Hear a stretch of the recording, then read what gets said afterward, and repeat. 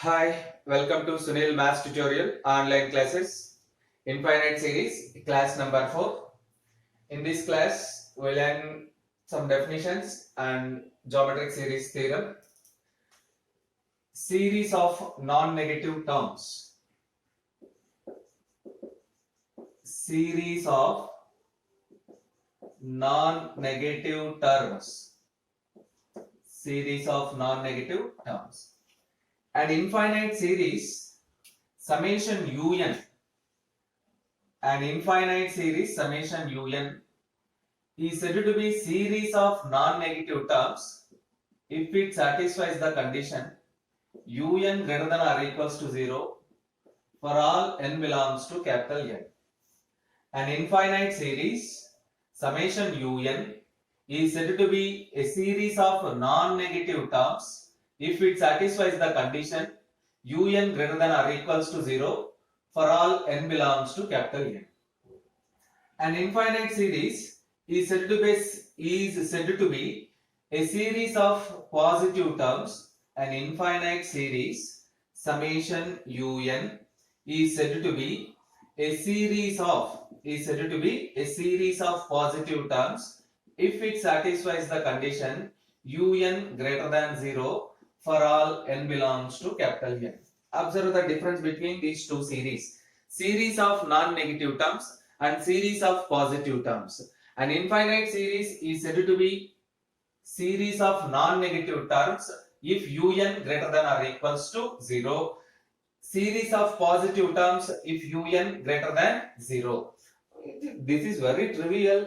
Un greater than or equals to 0 means non-negative series of non-negative terms. Un is strictly greater than 0 means it is a series of positive terms. After this, we see the convergence of geometric series. Let us see the convergence of geometric series.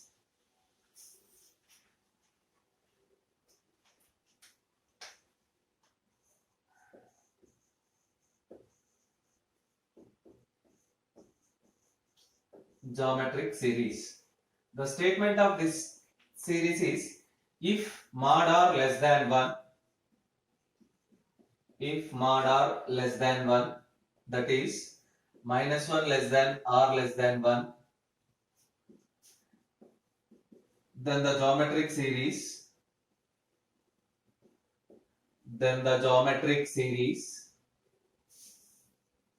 summation r power n is convergent. Summation r power n is convergent and converges to 1 by 1 minus r. In case if mod r greater than or equals to 1,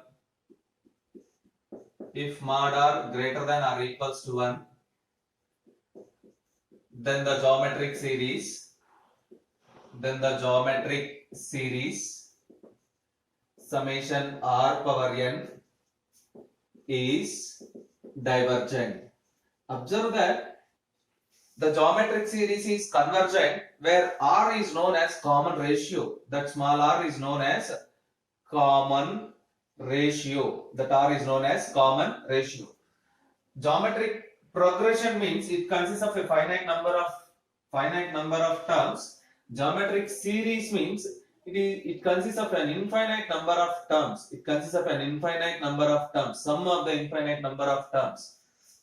So the geometric series is convergent if r less than 1, divergent if r greater than 1 or equal to 1. Observe that.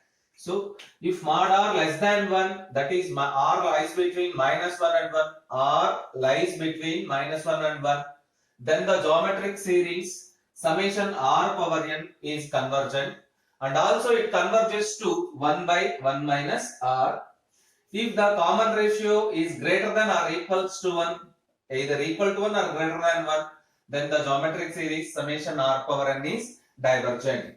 Now we prove this statement. Proof case 1. Case 1, let us take minus 1 less than or less than 1. Since, that is what it means. That is mod r less than 1. If mod r less than 1, mod r power n is also less than 1. Mod r power n is also less than 1. If mod r power n is less than 1, then which implies as limit n tends to infinity, mod r power n must be equivalent to 0. For example, you observe that if you take r is equals to 1 by 2, then r power n is equals to 1 by 2 power n. Very clear, this term tends to 0 as n tends to infinity. For example, r is equals to 1 by 2, then r power n is equals to 1 by 2 power n. Clearly, this term tends to 0 as n tends to infinity. Therefore, mod r power n less than 1 means limit n tends to infinity, mod r power n is equals to 0. Mod r power n is equals to 0. Let us take Sn with the nth partial sum. Let Sn be the nth partial sum. Sn be the nth partial sum of the infinite series summation r is equals to 1 to n r power n. That is Sn is equals to 1 r1 plus r1 plus r2 plus and so on plus r power n and so on plus r power n. Sn is equals to r1 plus r2 plus and so on plus rn. This is r plus r square plus and so on plus r power n. So Sn means always the sum of the first n terms. The sum of the first n terms. So if you take from this series valid from 0 to infinity, then it gives Sn is equals to 1 plus r plus and so on plus 1 plus r plus and so on plus r power n. Nth partial sum. So what is r into small r into Sn? If you multiply the series with r plus r square plus r cube plus and so on plus r power n plus 1. R power n plus 1. Let us subtract one another. Let us subtract them one another. Sn minus rsn is equals to Sn minus rsn is equals to Sn minus rsn is equals to up to r power n every term get cancelled. In the first term we get 1, in the second term we get r power n plus 1. So we get 1 minus r power n plus 1. By making Sn common, Sn into 1 minus r is equals to 1 minus r power n plus 1. Divide with the 1 minus r on both sides. Sn is equals to 1 minus r power n plus 1 divided by 1 minus r. Let us split the terms on right side. Sn is equals to, which implies as Sn is equals to 1 by 1 minus r minus. Okay, let us continue. Which implies Sn minus 1 by 1 minus r is equals to minus r power n plus 1 divided by 1 minus r. Taking modulus on both sides, we get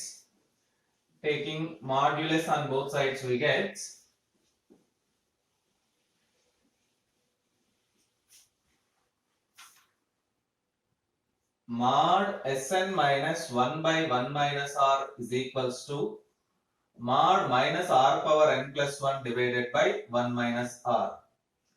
Mod Sn minus 1 by 1 minus r is always less than or equals to r power n plus 1 divided by 1 minus r, because small r is less than 1. Taking limit n tends to infinity. On both sides. Limit n tends to infinity.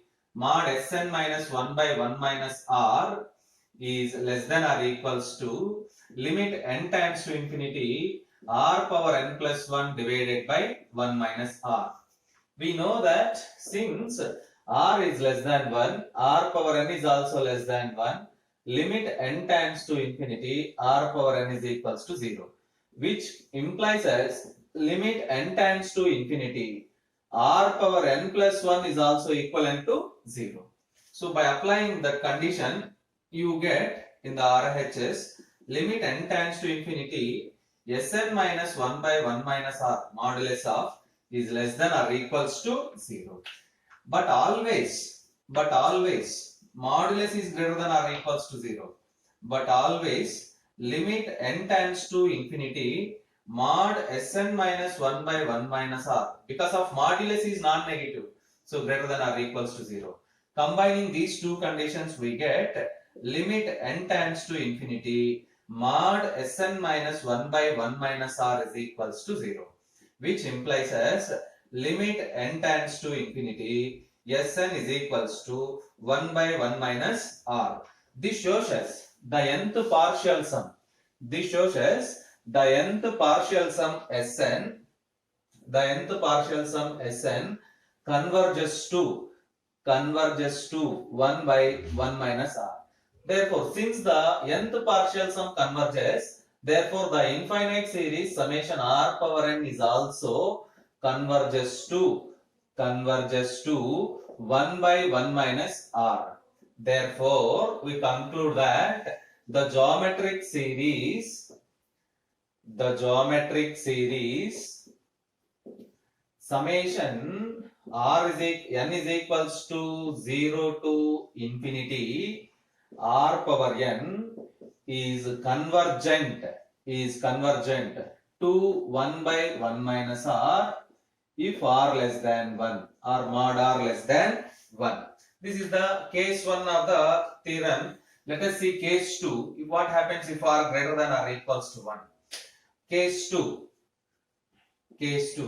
If mod r greater than or equals to 1. Mod r greater than or equals to 1 means, then you conclude that either r less than or equals to minus 1 or r greater than or equals to 1. In either case, limit n tends to infinity, r power n is equals to minus infinity, or limit n tends to infinity, r power n is equals to plus infinity. You observe that whenever r less than or equals to minus 1, in such a case, as n tends to infinity, this r power n tends to minus infinity. If r greater than or equals to 1, then limit n tends to infinity, r power n tends to plus infinity. Therefore, in either case, summation r power n is divergent. Now you observe that the geometric series is convergent whenever mod r less than 1, divergent whenever mod r greater than or equals to 1. This proves the convergence of geometric series.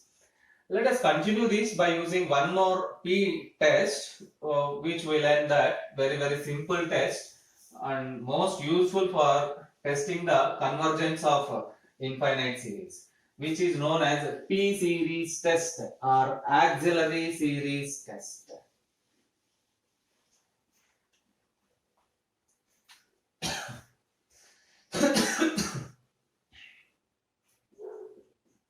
P series test, or it is also known as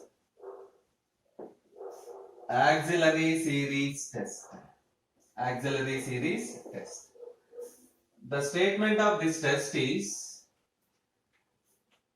summation n power p, summation 1 by n power p, which is equals to 1 by 1 power p plus 1 by 2 power p plus 1 by 3 power p plus and so on plus 1 by n power p plus and so on. This is known as P series or auxiliary series. This series is convergent